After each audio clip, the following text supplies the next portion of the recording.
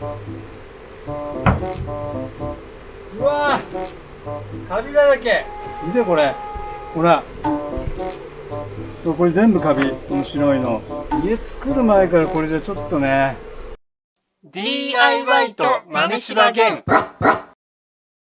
私たち DIY 素人夫婦がセルフビルドで家づくりにチャレンジするシリーズ第16話で、今回は合板に発生したカビ取りをやりたいと思います。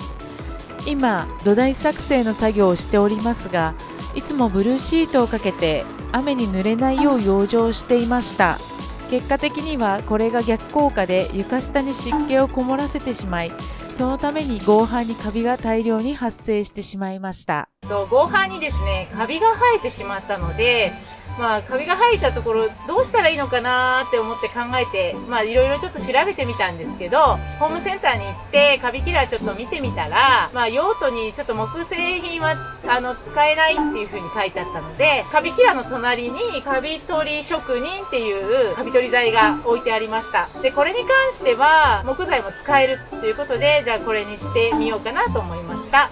これをですね、どういう風に使っていくかっていうと、カビが生えているところにこれをこう散布をして、で、数分ですね、数分置いたら、濡れた雑巾で、その散布したところを拭き取っていきます。で、拭き取った後、防腐剤、防虫剤、防カビ剤っていうのを上から塗って乾燥させて、工程が終わります。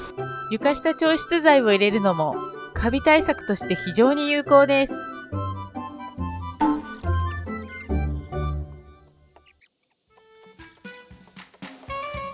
では濡れタオルで泡かかってるとこ拭いていきます。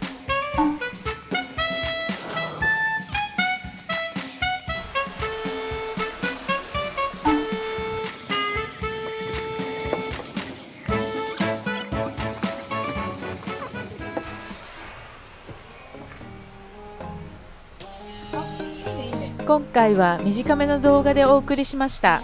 DIY 素人夫婦が家づくりに取り組むにあたって、なかなかシナリオ通りにはいかない細かい問題が発生している様子が伝わりましたでしょうか。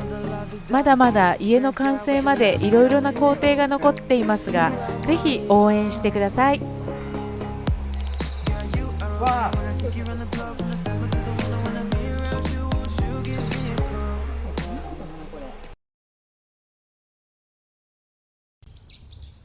オラと一緒に暮らすのはおよねおめえだとずっと目からちめていた。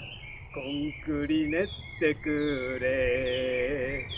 やんなたまにだら急に何言うな。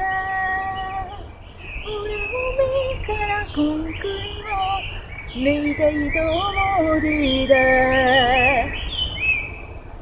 ヘイ DIY と豆柴ゲンチャンネルです。チャンネル登録お願いします。では次の動画で会いましょう。またねー。